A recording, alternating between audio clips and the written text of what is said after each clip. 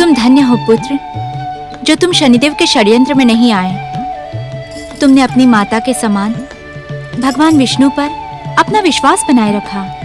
माता, क्या इस घटना का ज्ञान हो जाने के पश्चात भी आपको विश्वास नहीं होता कि हमारे आराध्य भगवान विष्णु हमसे रुष्ट हैं? नहीं पुत्र, भगवान अपने भक्तों से कभी भी रुष्ट नहीं होते।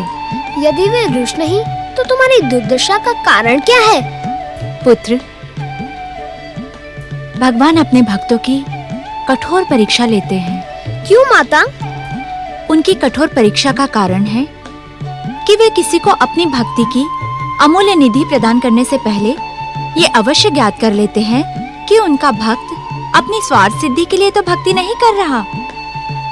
यदि भक्त सच्चा हुआ तो भक्त वत्सल भगवान उसे अपनी कृपा से धन्य कर देते हैं। माता, प्रभु का ये परीक्षा का क्रम कब तक चलता रहेगा?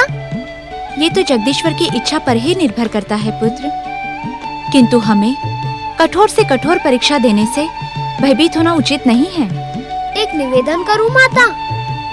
अवश्य पुत्र। माता, हम अपने जगदीश्वर भगवान विष्णु की आराधना प्रारंभ करते हैं। उनसे प्रार्थना करते हैं कि वे हमें दर्शन दें। जब तक वे हमें स्वयं दर्शन नहीं देते, हम उनकी आराधना करते ही रहेंगे।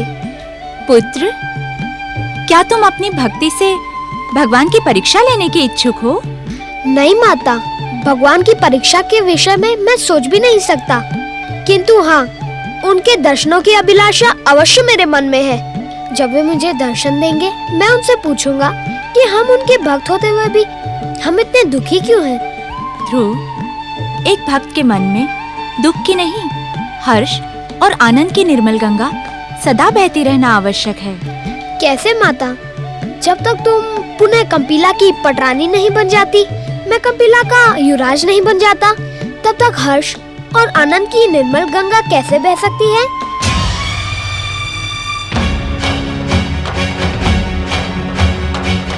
पुत्र, क्या शनिदेव ने तुम्हें सब कुछ बता दिया? शनिदेव? हाँ पुत्र, 2 दिन पूर्व वन में जिन्होंने तुम्हें दर्शन दिए थे वे शनिदेव ही थे। मनुवंश से उनकी शत्रुता जगत विख्यात है। तुम्हें ये सब बताकर शनिदेव ने उचित नहीं किया। माता, यदि वे शनिदेव थे तो उन्होंने मुझे सब कुछ सत्य बताकर मुझ पर उपकार किया है। किस प्रकार? माता, अब हम अपने अधिकार पाने के लिए जगदीश्वर भगवान विष्णु को विवश कर देंगे? नहीं पुत्र, नहीं, ऐसे वचन ना बोल पुत्र।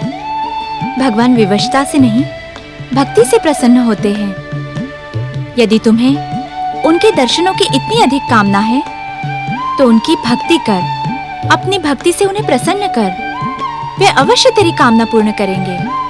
माता, मैं मनुवंशी ध्रुव ये वचन लेता हूँ कि अपनी अटल भक्ति से अब जगदीश्वर भगवान विष्णु को प्रसन्न करूँगा, उनके परम पावन दर्शनों का सौभाग्य प्राप्त करूँगा। हमें ज्ञात है महादेवी लक्ष्मी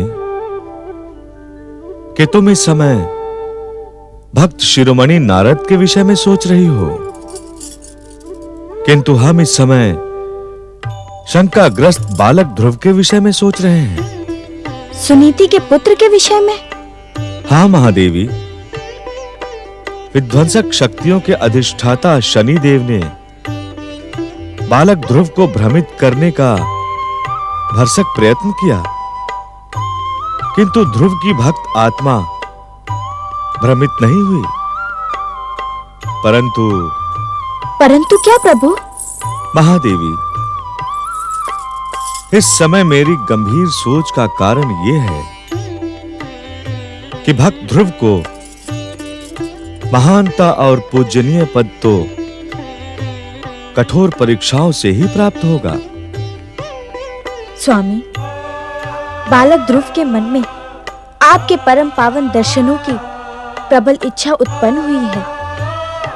क्या आप उस बालक की यह इच्छा पूर्ण नहीं करेंगे? महादेवी, बालक ध्रुव के भीतर स्थिर हमारी अमिट भक्ति तभी जागृत होगी जब उसमें हमारे दर्शनों की अभिलाषा अधीरता की चरम सीमा तक पहुंचेगी। स्वामी, आप करुणा निधान हैं, दया के सागर हैं, कृपा की मूर्ति हैं। फिर एक भक्त के लिए ऐसा कठोर निर्णय क्यों? महादेवी, आप सागर पुत्री है ना? तनिक मेरे एक प्रश्न का उत्तर दें। पूछे स्वामी। क्या कोई व्यक्ति अनंत सागर को बिना अदम्य उत्साह और साहस के पार कर सकता है? नहीं स्वामी। तो ध्रुव भी कैसे कर सकता है? ध्रुव को भी निरंतर हमारी भक्ति में लगे रहकर अनेक बाधाओं का सामना करना है। महादेवी लक्ष्मी, जिस भक्त को आकाश की अनंत ऊंचाइयों का स्पर्श करना हो, भक्ति की पराकाष्ठा तक पहुंचना हो, उसके लिए कठोर साधना और अटल तपस्या अनिवार्य है। प्रभु, तनिक बालक ध्रुव की आयु तो देखें।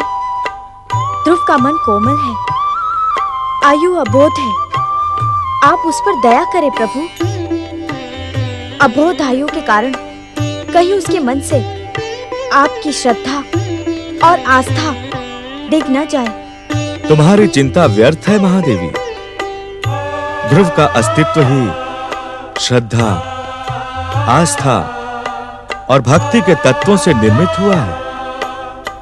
यदि ऐसा न होता तो हम स्वयं उसके जन्म पर प्रकट होकर उसका नाम ध्रुव ना रखते। त्रिलोकीनाथ, मेरे मन को एक प्रश्न व्यथित कर रहा है। महादेवी लक्ष्मी, आपके स्वामी त्रिलोकीनाथ ने अभी तक अपने इस इच्छा संसार में ऐसा कोई तत्व निर्मित ही नहीं किया है जो आपको व्यथित करने का दुस्साहस करे। महादेवी, बालक ध्रुव के जीवन में आज जो शत्रु दिखाई पड़ रहे हैं, उन पर तो वो सरलता से विजय प्राप्त कर लेगा,